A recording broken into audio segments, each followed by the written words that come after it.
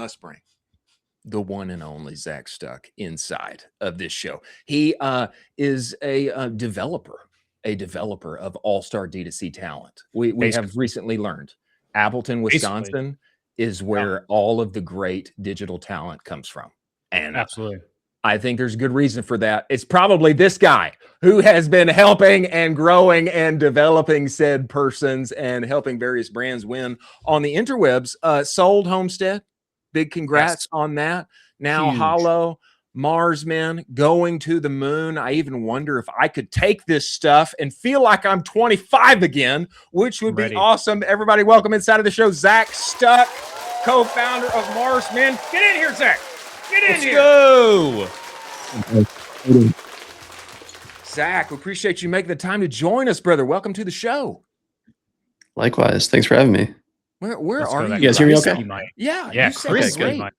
You sound crispy, silky. Where are you right now? You got some beautiful natural light coming in on your face. Yeah, thanks. Well, I'm in Appleton, Wisconsin, the hometown. Born and raised, you know, as you just said. Packers fan? Probably Packers fan? The come up of D2C's talents, all from Wisconsin. No, I'm just kidding. But no, we've got a lot of alumni coming out of this town, which is wild, actually. But yeah, man, good to be here. Zach, give us a little bit of this story, bro. Yeah. Because I you know, this is like to me, this is like I've never even heard of Appleton. I know you guys got Homestead going some odd many years ago. Found your way to win on the internet, and now here we are today. Well, I will be honest. Every single sales call that I took for Homestead when we got started, they'd be like, "Oh, so where are you guys based? LA? No. Oh, Austin. New York? No. Wisconsin. What?" So that's how everyone started for the first like 4 years, and then people like started to pick up on it a little bit. But yeah, I mean, the story really is I started selling stuff on the internet when I was in high school. You know, did the normal degenerate things where you like get things for free and you resell them on the internet when you're, like 14. Yeah. And that's kind of fun. You learn the eBay game, you kind of get things figured out. You start building websites, you drop out of college to take a job at an agency when you're 19, and fast forward, here we are. So, I mean, that's kind of the roots background, but I mean, I worked for 3 agencies before starting my own. So I did have a bit of a playbook before starting Homestead, and I mean, I had no idea what I was doing when I started that company, especially when it came to like leading and building a team. But, you know, it worked out. It worked out in the long run. So let me ask you, that's kind of where things started. Let me ask you this at this point. I mean, you've sold Homestead. You've got, you know, many brands going up and to the right forever and ever. Do you feel like you know what you're doing now? I mean, I'm genuinely asking. I mean, part of me feels like I'm always just figuring it out as I go. Yeah, I mean, no, I definitely have imposter syndrome still. I think like the numbers keep changing, the target keeps changing. I think like, you know, what's really interesting about living here is that there's nobody in ecom, not that many people, I should say. There's like 3 or 4 people. So if I don't see Ryan Doney or Mike Lucas or a few of these people, Conor Lane comes back or Cam Bush comes back to town. Yeah. There's just not many people doing what we do. So when you're out and about, hanging out, you know, going to watch a game with some friends, like no one gives a shit. No one knows about ecom. No one cares. So like that is kind of a funny spot to be in, where like if I lived in Austin or LA or New York, I'd be at one of these D2C events every single week, right? Because there's just cool people everywhere, right? So I think like that's kind of the weird, like, am I doing this right thing that I still feel like every weekend is like, I feel like I'm locked in during the week and then go to the weekends and like, I don't know what's going on. So yes and no. I feel like starting brands now, I have a clear, I think like playbook that we've been able to repeat now a few times. And, but I mean, MarsMen and is hitting new heights that I've never like been a part of before. So it's a lot of new learning, that, you know, it just takes like, it just takes some resilience and takes like a good network to kind of keep pushing through. Right. So like, despite, you know, the business keeps growing, like I'm constantly talking to other people. So like, you know, you've got Grunes behind you, I'm talking to the Grunes team. You know, there's a handful of other brands. I'm just like the Javi guys I talk to all the time. Like there's all these other brands I'm just constantly trying to learn from. So by all means, I definitely don't have it figured out, but definitely know a little bit more than what I did when I started the agency, Sure. 9 years sure ago. that's So the case. yeah. Absolutely. It's so funny that you feel that way. I feel the same way about Charlotte because there's not a big ecom presence here. And so I'll go out into the weekend and it's like, what do you do? Like, it's e-commerce. And then people are like, I don't care, dude. I'm in banking. I work for like Yeah. Bank of America, Wells Yeah. Fargo. It's like, dude, I don't know Yeah. who you are. Yeah. Could you talk to us a little bit about what's going on with MarsMen? How is everything going? You're saying you're scaling up and to the right. Can Chris and I take this and just become absolutely shredded before we I get to want to be Commerce yoked. Roundtable? Like, I do. Yeah. talk to us about it. Talk to us about it a little bit.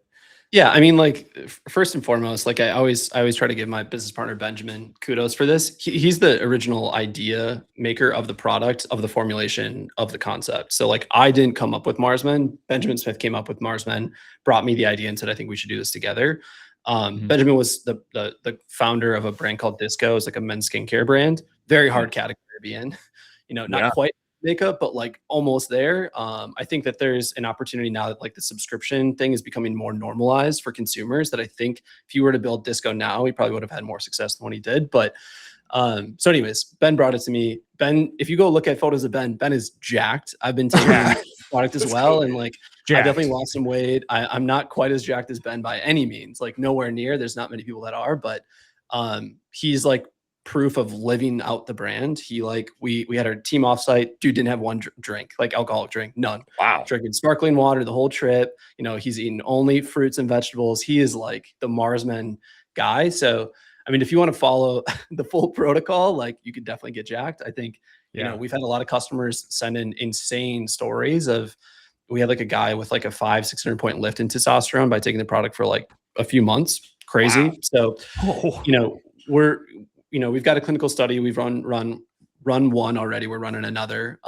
So it definitely should help, right? And I think the one thing that's interesting about Mars is like, we've been talking about female hormones for a long time. There's been a lot of women's brands. There hasn't been many brands that actually talk about men's hormones, right? Yeah. There's a lot of men's like apparel brands and the wallet companies of the world and all sorts of stuff like that for guys, but there hasn't been as many like, this is a supplement for men's hormones specifically, and testosterone being one of the main ones.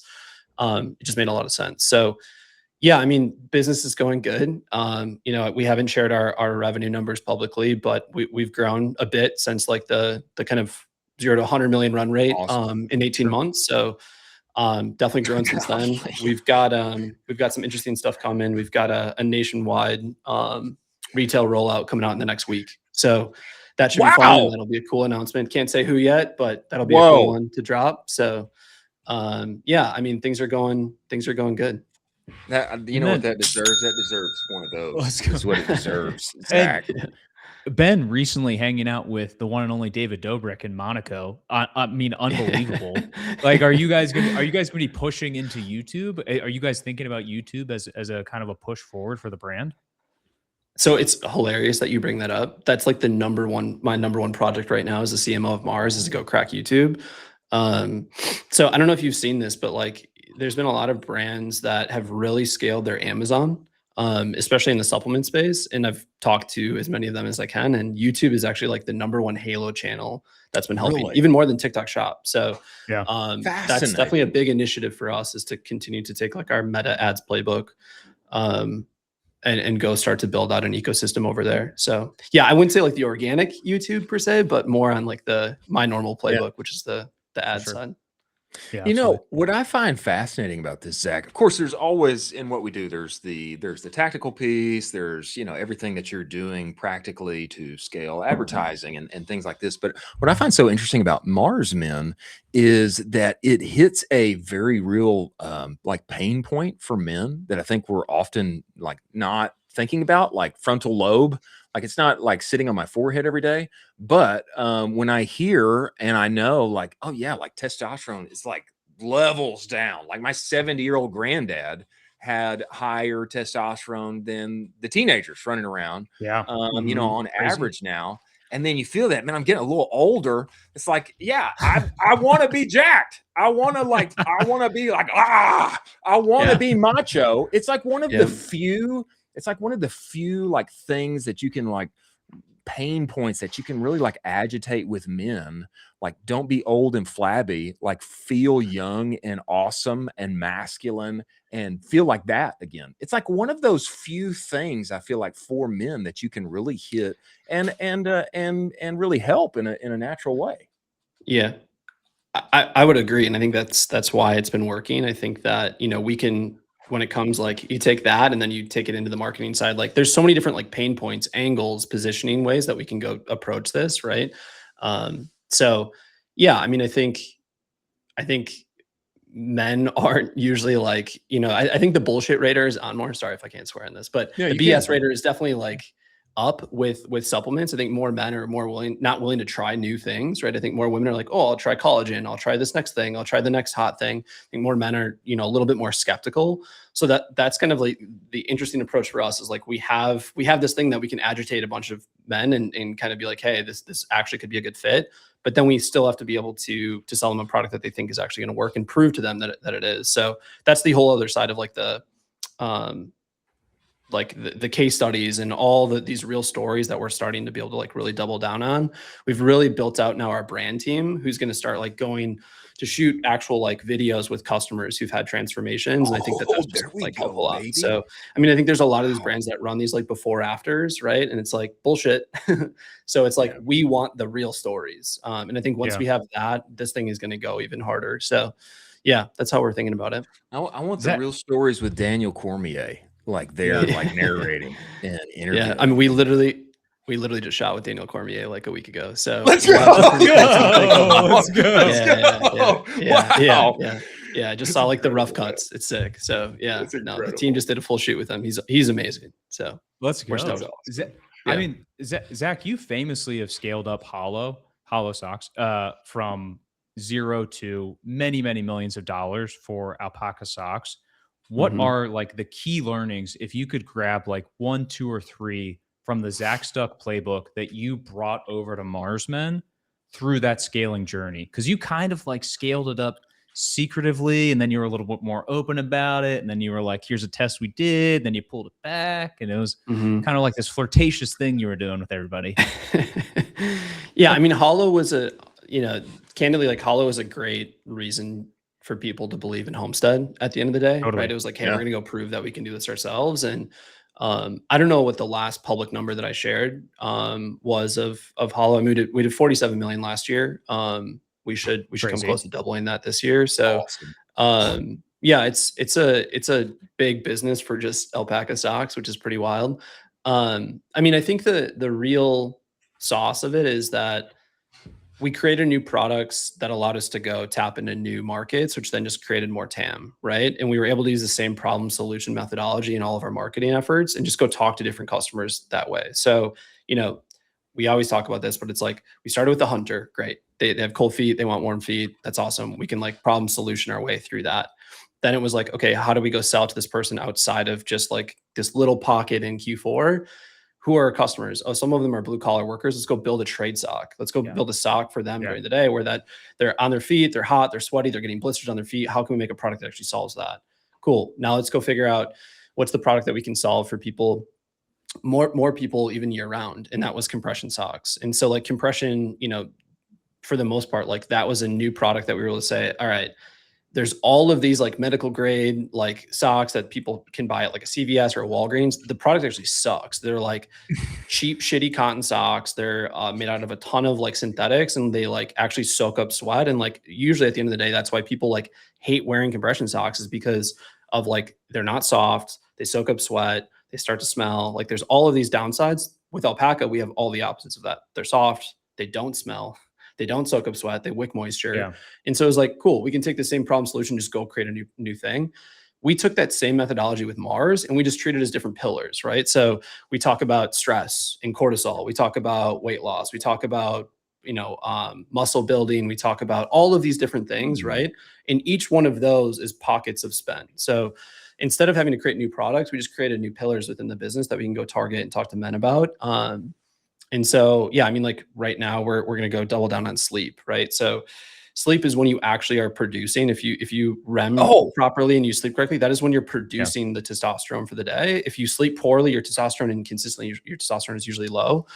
Our product has ingredients that help you sleep better at night. We've had a lot of customers tell us that like they take the product at night specifically because they're sleeping better due to it.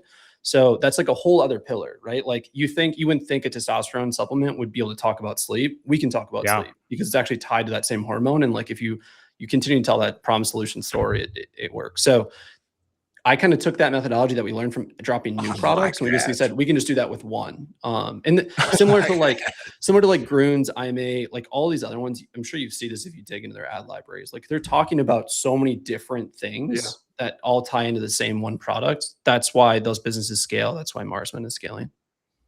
I love this angle. Number two, I'm glad that I was reminded about sleep. I sleep very poorly. And so this is probably why I need a little MarsMen help. This is a great correlation because in my mind, especially apparel or some other places, it's like product is marketing. You develop a new product, reach a new audience, frame it a new way. But this is interesting how you've connected this on the supplement side and taken that as a pillar, a segment, a new problem, a new solution, and reframing that, new landers, new ads, and all of that, and doing it with the same thing. I find that compelling. And that's how you get more scale, right? Because at the end of the day, like if you're only talking about one thing, like let's just say we only marketed to natural bodybuilders. Yeah. That TAM is only so big, right? When you start talking about sleep, it's like, okay, every single man in the world probably has some issues with sleep to some degree. If we can explain to them why this product will help them sleep better, which then will also create more testosterone, which will give them more energy throughout the day. It's like, okay, we have a whole other market that we can go down. So yeah, I think more brands need to not just like think so linearly and like actually think like, how can I think more horizontally and create more pockets of how I talk about our product? Zach, I find the reason you mentioned, hey, like why we started Hollow, and that being like a big, it's like a case study for Homestead. I've been agency side a couple of times. I've been brand side many times. Had my own brands. This is always the question when you're agency side. I feel like in the back of the mind of the brand operator, the brand founder, it's like, well, if you're so good at this, like why aren't you doing this thing for yourself? I feel like if everybody could do this, don't you think it would help a lot of our agency friends win business? Not that it's easy to do. I think it's very hard to do. Totally. Yeah. But it's a great selling point. Yeah, I mean, I made it easy, right? We can literally like the one thing about when you're selling a service, it's you can talk about like we help this brand grow, but you can't be specific. I could literally open up our P&L and be like, here, look, here's how much money you spend on Meta. Here's how much money you spend on Google. Here's how we think about things. Here's the landing pages that we built for it. Here's how we think about offers. Here's how we think about new products. Like we could talk to them as if we were them, which we were. So I think that just got us so much more buy-in. For people to take a shot at us and try us out. So yeah, for sure it had and then also being able to tweet stuff. Like you can share little bits and details about your clients. You can't share everything. I was literally just given, here's the playbook. Here's exactly what we just did. Here's the numbers. Here's what we did in revenue yesterday. Like no one else can do that. So I think that was a huge lead pipeline for the business. And I think it was necessary for Homestead to grow as big as it got.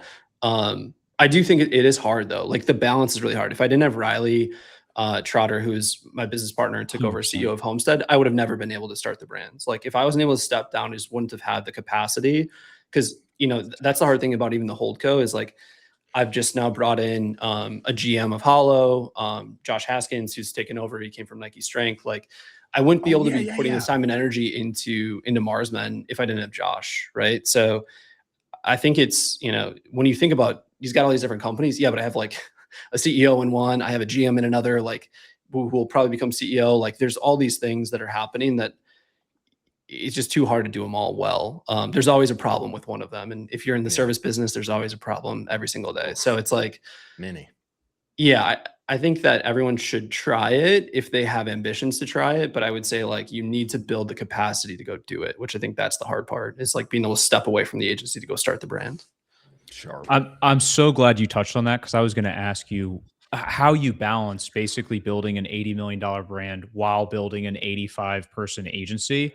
And if you were to tell a person, hey, could you do both of these things at once and go do it? They would be like, are you crazy? Like, Yeah. no, I can't do both of those things at once. Could you talk a little bit more about this holdco, what you guys are excited about? And then also, are you potentially grabbing some more brands up to go inside of the holdco as well? Yeah. So, I mean, I'll talk about the holdco for a second. So Easy Street Brands Yeah. is 2 brands. It was 6. We've narrowed Was down to 6? 2. Yeah, crazy, right? So we sold 2 and shut down 2. Okay. One was a Melt Tape brand. Everyone saw that thing just go up and to the right and then absolutely fall down once it became a commodity on TikTok Shop. So we started one of those, sleep accessory. Funny enough, with Benjamin Smith, we started 2 brands. One was MarsMen and one was this Melt Tape brand. And I thought the Melt Tape brand was going to be bigger than MarsMen. I was very wrong in that. And so we shut that one down, but Ben and I were doing 2 together. And then, yeah, what else do we have? I had a laundry detergent business called Frey that I sold my shares in. And then a home decor business that we sold, and then a notebook company that just like wasn't the right product. So the 2 that lasted were Hollow Socks and then Mars. But new brands, no. It's just like these things are getting so big that it's like every extra moment of distraction of like, could I go start another supplement business? Like it's just for where Mars is headed and the potential of it. Every extra hour that I don't put into that thing is like a potential big loss of future outcome. So yeah, I mean, that's kind of where my head's at right now is just the main focus. And I mean, candidly, Josh is running Hollow, and the team over there is rocking and rolling. And similar to like Homestead, like I stepped down when we were 35 employees as CEO. And so Riley's the one that doubled it. And I think Josh is going to be the one that takes us from 47 to 90 to probably 120 next year. So I think that's like, you know, you can build a great playbook and you can build a great ecosystem, but if you bring in a good leader who can actually like build systems, like that's the one thing about me is like, I'm horrible at systems and like building SOPs and all that. I won't do it. Like my business partner Ben at MarsMen is like, yeah, that makes me feel good. Benjamin at MarsMen this morning and I got in like a mini argument because he was like, hey, you got to go put your projects in the projects tracker. And I'm like, I'm not doing that shit. Sorry. Like, have your assistant do it. I'm like, she's not even going to do it. So yeah. There's a certain thing that you can't break, and it's just like the way that you operate. And it's, you know, I'm really good at getting things starting and building the momentum. And then I hit kind of a threshold of like, now it's just repeat and let it consistently grow and compound. And I get really bored in that moment. I'm not good at that moment either. So that's where Riley did a great job with Homestead. I think Josh is going to do a good job for Hollow. So that's where Mars is like getting all my time and attention right now, because it's just all kind of shooting from the hip and trying a bunch of new stuff. Zach, it sounds like you also have this underlying superpower that you're like not realizing, in a sense that you can spot exceptional talent and then you give them the reins to go run this thing up. Where have you like found that eye for talent? Because you keep basically finding these gems and everybody's like, oh yeah, there's that person. They just scaled 1 billion brands. Oh, it's from Zach, obviously. Like how are you doing this? Honestly, I don't know. Like I hire off of intuition more than anything. Like I hired a guy today that I interviewed. First interview, Google. He's going to run Google for us at MarsMen. 30-minute interview, 5 minutes in, I'm like, he's hired, done. So I think that a lot of it is just if people bring the right energy, and then you can just tell. Like I think you can tell very quickly if someone is bullshit. I think my bullshit radar is very high. I think I've gotten very good at figuring out if people are full of it or actually know what they're talking about. I think our team actually brought this up because I told them like, oh yeah, I hired a Google buyer. And they're like, that was quick. And I'm like, yeah, first interview, liked them, done. And they're like, you have this ability to like not miss on hires, because our attrition at Hollow is very, very low. Our attrition at Homestead, very, very low, outside of the ones that got poached for like insane roles. Same for Mars. Like we just haven't had people leave. I think that it's more about the energy than anything else. Like I think I pick up on people's energy, and if they have that want to grow and that like ambition and they're excited, and even if they haven't had the perfect background, like the guy that's running operations for MarsMen right now was a school teacher 5 years ago. Let's go, school teacher. He was an elementary school teacher, had no background in e-com, none, zero. But I met him through a friend, really liked him. He was ambitious. I'm like, we can figure this out together. So yeah, I think it's more about the person than it is about the accolades and stuff that they've done previously. And I think I like taking bets on people. And I think when I take bets on people, people take bets on me. And I think that's where some of this is like come and worked out. There may be a love little Midwestern mystique in here somewhere. Too, Yeah, you know, I think just so. Yeah. loyalty. throughout. You know, Yeah. working hard, figuring it out. You know, Yeah. settle this for me, Zach. Settle this for me. I have heard multiple times this summer. I have heard that the very best place to be when it comes to summer months in the United States is Northern Michigan. Well, do you agree with this? Do you agree? Because this is like news for me. I'm always Michigan thinking, or Wisconsin? What are we talking about? I've Michigan. heard Northern Michigan is what I have Okay, heard. so they're very similar. They're very similar. I would peg there's a few areas in Wisconsin that are just as beautiful as Northern Michigan, but it's up there. It's up there. I mean, lake life in like the Midwest is in the summer is legit. Like Legit. it's perfect. Like there's nothing, everyone's chill, everyone's hanging out. The thing, this is the key. There's 7 to 9 months out of the year that we hate the weather, right? We're like, this shit sucks. And so when it comes, everyone's just like 10 out of 10 every day. Don't care. Nothing's going to piss me off. We're just going to have a good old time. Yeah. That's why I think it is. So like, if you can be elsewhere and have, live somewhere really nice, good weather, San Diego, something, and just like enjoy it, and then come here in the summer, you're hacking the system because we eat shit all year, and then we get our 3 months to really enjoy it. I think that's what it is. But no, I mean, it's beautiful weather. I mean, it's like 80s, sunny, lakes are like crystal clear. It's good stuff. Lots of boating. Don't sleep all on that the good stuff. Midwest. Don't sleep on the Midwest. Yeah, Definitely not. in the summers. Dean Brennan, he wants to get a little cabin up there, cabin in the woods on a lake, and go there every summer. Zach, brother, we appreciate you. He's coming back. Zach, we appreciate your time. Really, thank appreciate you making the time to join us. Here I am again. And brother, we love it. We love what you're doing in the space, and we love the talent that you develop and keep at it. We look forward to having you back, man. Thank you, brother. Thanks for having me, guys. Appreciate it. Cool. See you.